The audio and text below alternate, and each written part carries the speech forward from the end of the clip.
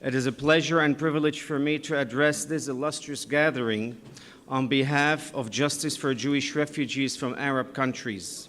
As president of JJAC, Justice for Jews from Arab Countries, and a refugee, son of refugees, this issue is very close to my heart.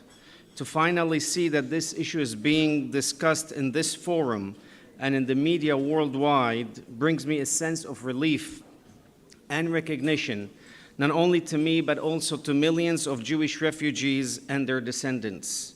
I want to commend the World Jewish Congress for seeking out truth and justice for Jewish refugees from Arab countries, which is indeed a daunting task. A major obstacle to the elusive peace in the Middle East is the issue of Arab-Palestinian refugee problem. Yet a key component to understanding this problem has been overlooked, ignored, and obscured in the current dialogue. This component is the history of the human rights violations, persecutions, and ethnic cleansing of the Jews from Arab countries. Jews constituted a stable and historic community in those countries dating back at least 3,000 years, centuries and millennia before Arab nationalism and Islam. The Aleppo Syrian community dates back to King David 3,000 years ago, the Yemenite community to King Solomon 2,900 years ago, the Iraqi and Iranian community to the first Babylonian exile 2,500 years ago, and the Egyptian community over 3,000 years ago. I and my colleague, Dr. Stanley Ehrman, are here today to present the 2012 report on anti-Semitism in Arab countries, a compilation of the most scurrilous and vile defamation of Jews and Judaism. What is most shocking and abhorrent about this report on anti-Semitism is that it takes place in some 10 Arab countries that are virtually devoid of any Jew. To understand its significance, some background is necessary. Following the Muslim conquest of the region, under Islamic rule, Jews were considered second-class citizens or dhimmis, but were for a period of time permitted limited religious, educational, professional, and business opportunities. When the United Nations voted in 1947 to partition Palestine into a Jewish state and an Arab state, anti-Jewish violence exploded, reaching crisis proportions. Jews in Arab lands became the target of the frustrated Arab mobs. Official discrimination, persecution, and expulsion took place, leading the Jewish communities to flee for their lives in many places with only clothes that they were wearing and leaving everything behind. The status of Jews in Arab countries worsened dramatically as many Arab countries declared war or backed the war against Israel. In virtually all Arab countries, official decrees and legislation enacted by Arab regimes denied the human and civil rights to Jews and other minorities, expropriated their property, stripped them of their citizenship and other means of livelihood. Jews were victims of murder, arbitrary arrest and detention, torture, and expulsions. The final result, the mass displacement of some 856,000 Jews from their countries of birth from some 10 Arab countries. I am one of such Jews who was forced to flee my home from an Arab country.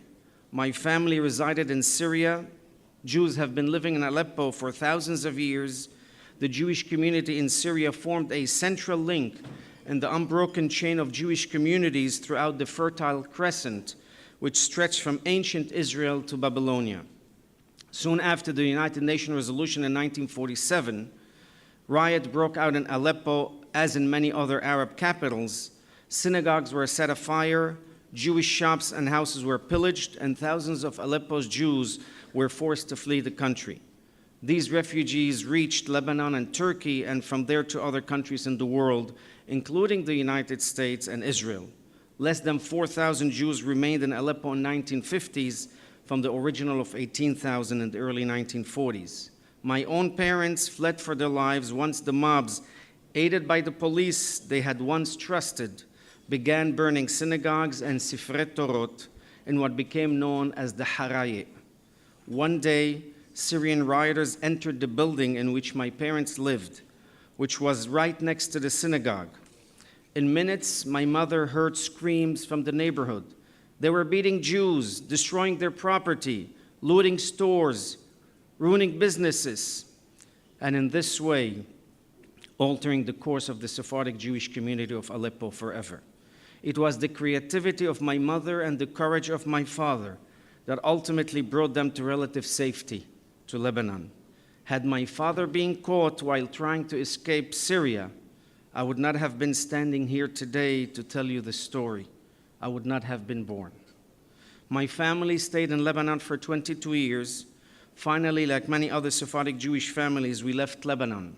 We were able to immigrate to Mexico in 1971, leaving behind a life and history after thousands of years in that once beautiful and ancient region of the world that the Sephardim once called home.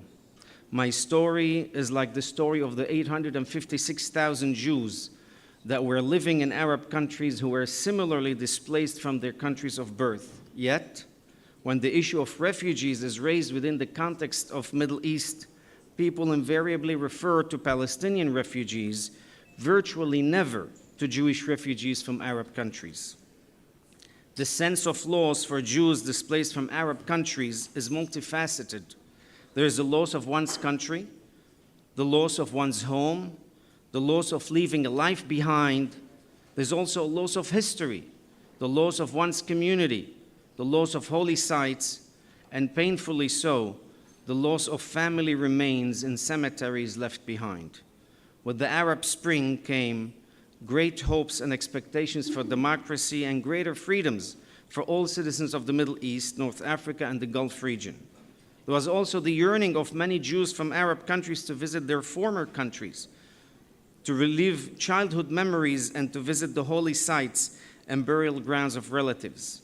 I organized a trip to Syria and Lebanon for over 70 people, which unfortunately never materialized as the rebels began fighting.